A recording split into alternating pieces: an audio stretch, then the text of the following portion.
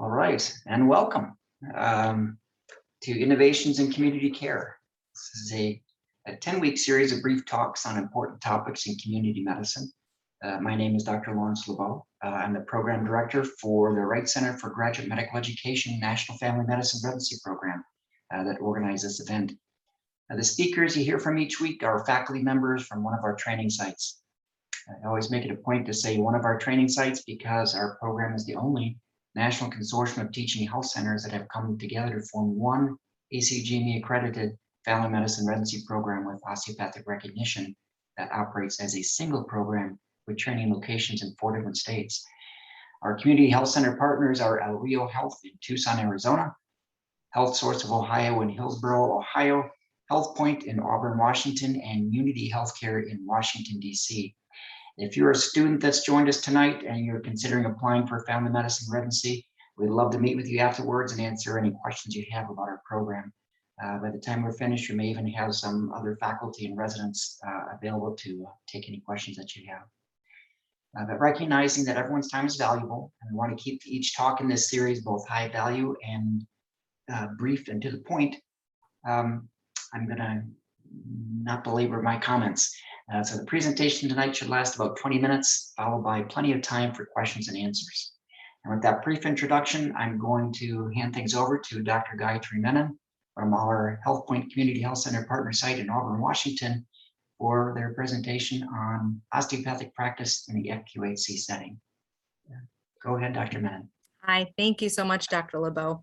Hi, my name is Dr. Gayatri Menon, and I will be presenting how we approach osteopathic practice in our settings at our various community health centers.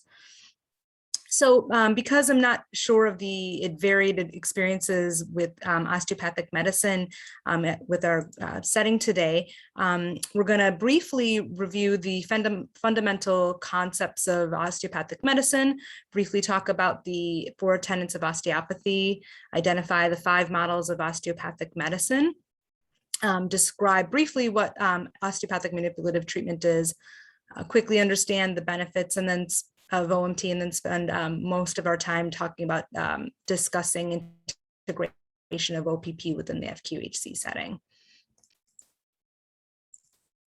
Okay, so what is osteopathic medicine?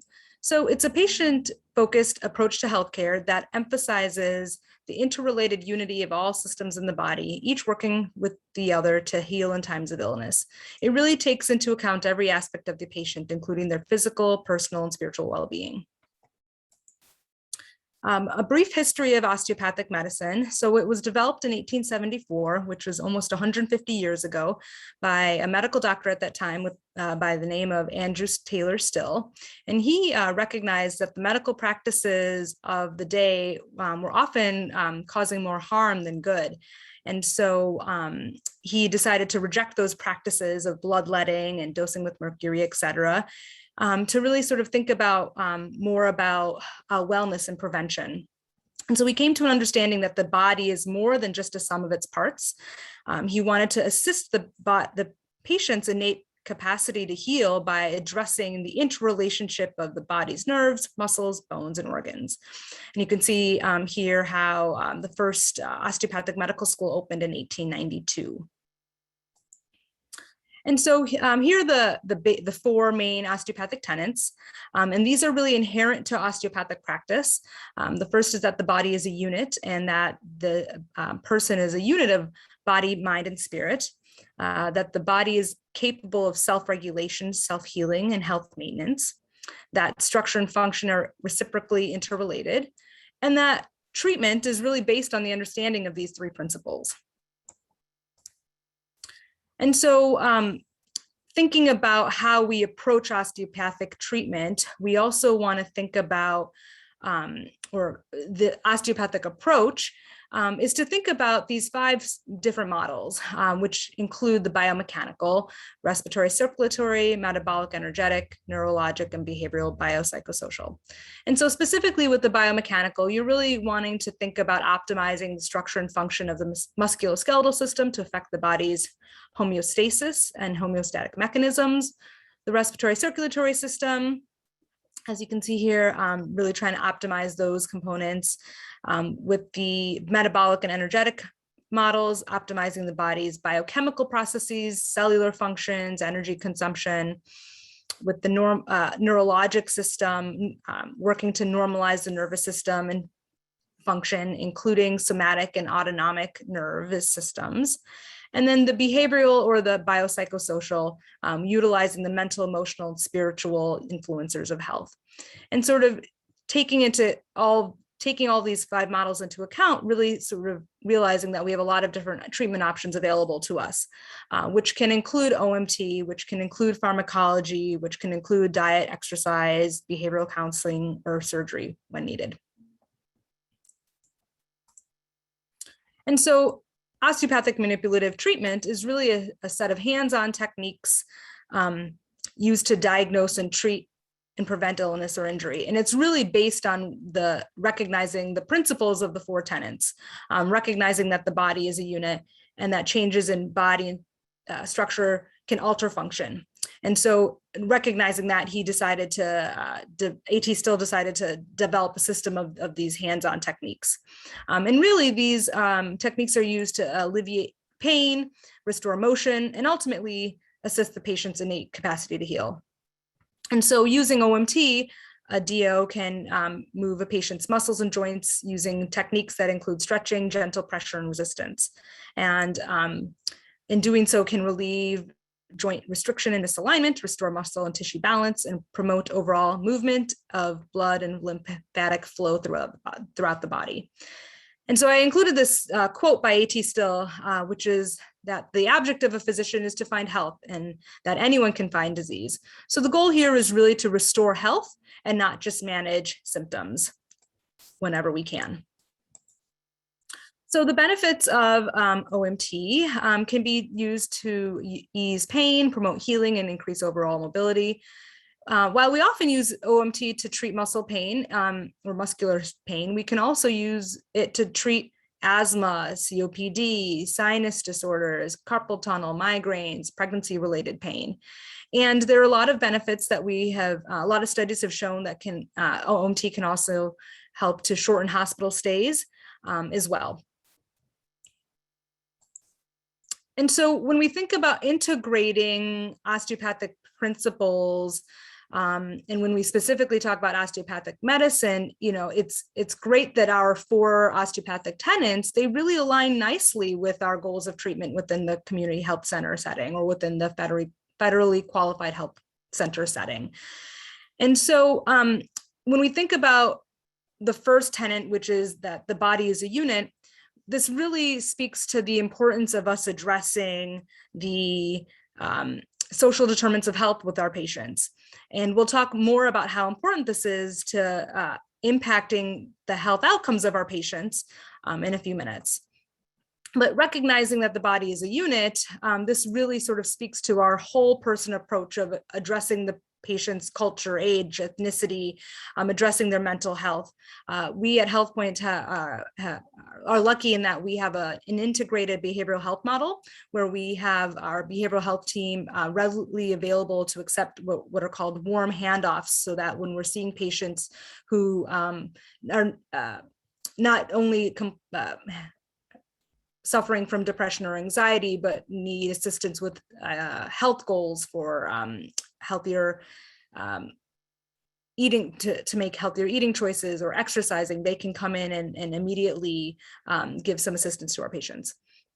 And so then when we move on to the second tenet, which is that the body is able to self-heal and maintain health maintenance, this really sort of speaks to our desire to really offer as many preventive services to our patients as possible. Many of our patients within an FQHC setting come from vulnerable populations and may not have the ability to access good quality healthcare at low cost. And so being able to provide those preventative services is really important. The next one, when we talk about structure and function being reciprocally interrelated, this is where I sort of think of OMT and how we can really utilize OMT within our patient encounters. And so we'll talk a little bit more about how we do that. And then the last one, knowing that these three concepts are so important, knowing that treatment is based on these things, we really want to strive to deliver equitable, safe, and cost-effective care within our FQHC and CHC settings. And so with social determinants of health, like I said earlier, most of our patients come from vulnerable, underserved populations and either have no insurance or receive Medicaid benefits. And so the social determinants of health are really the non-medical factors that influence health outcomes.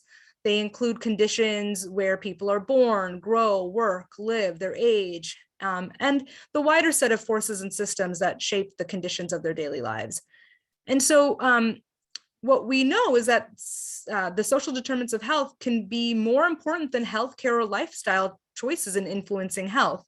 And so the World Health Organization estimates that social determinants of health can account for between 30 to 55% of health outcomes. And we know that social determinants of health can have a positive or negative effect on health equity based on what I've listed below. So income, social protection, education, unemployment, food insecurity, housing, and et cetera.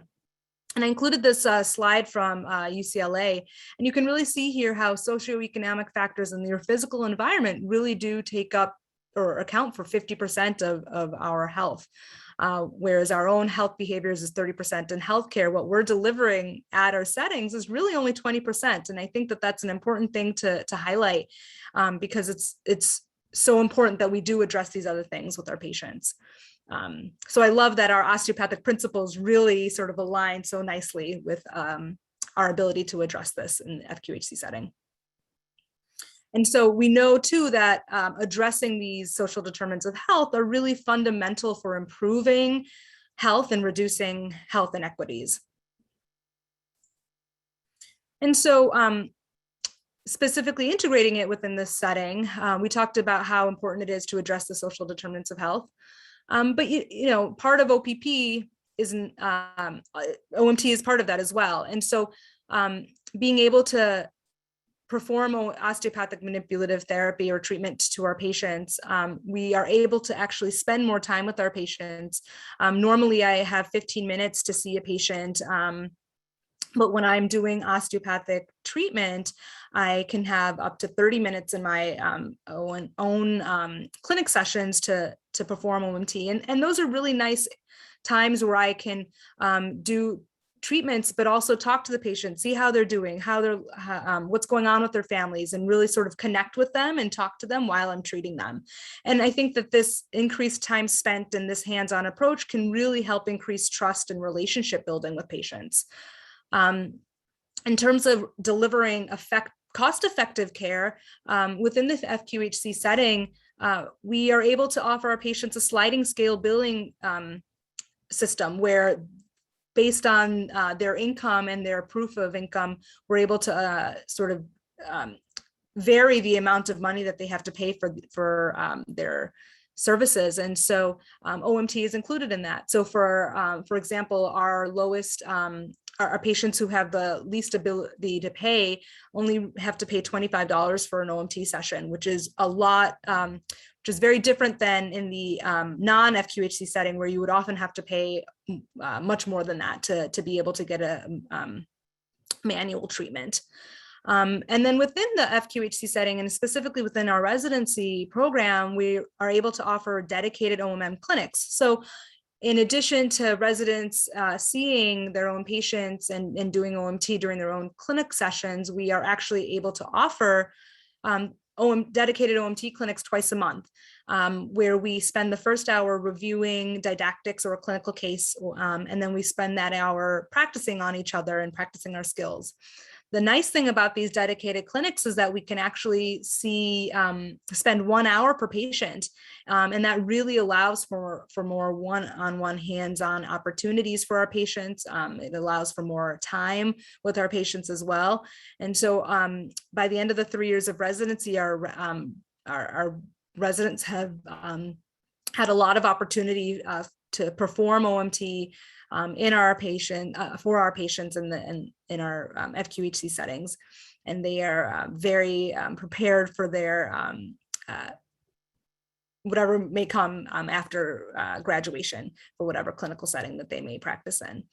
And so that is pretty much it. That's the end of my presentation. So I'm happy to answer any questions anyone might have.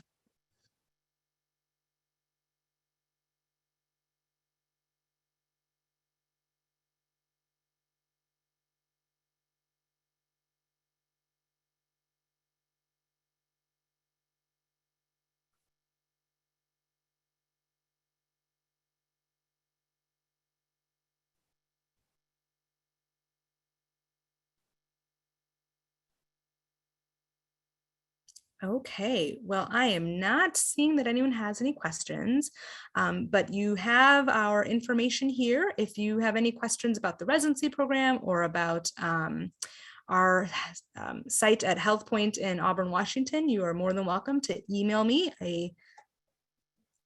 I will make sure that I include my email address on the slides. Are the other recordings from the past sessions included on that YouTube channel that you linked in the chat? Yes, I just put two different links in the chat. One is just the Wright Center's residency website, where you can learn about all the different residency fellowship programs that the Wright Center offers. The second one is a link to the YouTube channel where all of these sessions are located. I can also let me pull it up here because I meant to have this ready. It'll just take me a second. I can put in another link that takes you directly to the Innovations in Community Care playlist, so you don't have to sort through the other videos and stuff that are on the YouTube website. You can go straight to the playlist, and all of the sessions in this series are posted there. Thanks so much. I appreciate it. Mm-hmm. So if there are no other questions, we can wrap it up tonight. Just a reminder, yes, all those sessions are recorded and available afterwards. And thank you for joining us tonight. Thank you. Thank you.